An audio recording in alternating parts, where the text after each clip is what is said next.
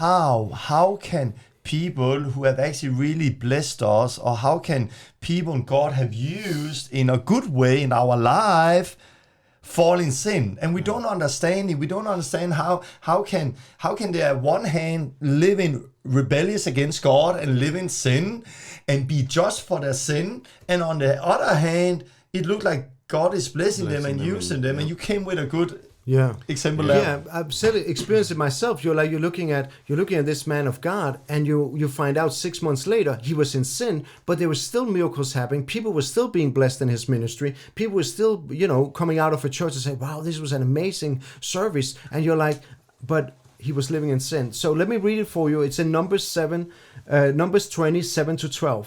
The Lord said to Moses, you and Aaron must take the staff and assemble the entire community as the people watch. Speak to the rock over there, and it will pour out its water. You will provide enough water from the rock to satisfy the whole community and their livestock. So Moses did as he was told. He took the staff from the place where it was kept before the Lord. Then he and Aaron summoned the people to come and gather at the rock. Listen, you rebels. He was not happy with them. He was a little angry. He shouted, must we bring you water from this rock? Then Moses raised his hand and struck the rock twice with the staff, and water gushed out.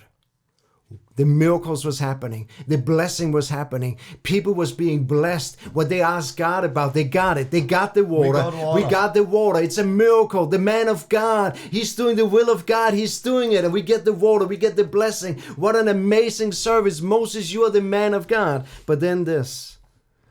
So the entire community and their livestock drank there and got filled. But the Lord said to Moses and to Aaron, because you did not trust me enough to demonstrate my holiness to the people of Israel, you will not lead them into the land I'm giving them. And for me, that is shocking. Moses, it looks like the world and everybody looking at him, he was doing the will of God. People got blessed. And God does that. He will still bless people. Even the man of God is sinning. God clearly says, Moses, you did not obey me. You sinned. And I will deal with you later on. And he did. He dealt with Moses. And I just see it's the same here. People might be blessed in Hillsong, in Willow Creek, or in my church, or in any other church. They might be blessed, even though the man of God is living in sin and not obeying God. So God actually gave them what they desired through that person. Yes. But because of that person's sin and rebellious, that person still got judged. He did. And I think it's really good because it gives a clear picture of why can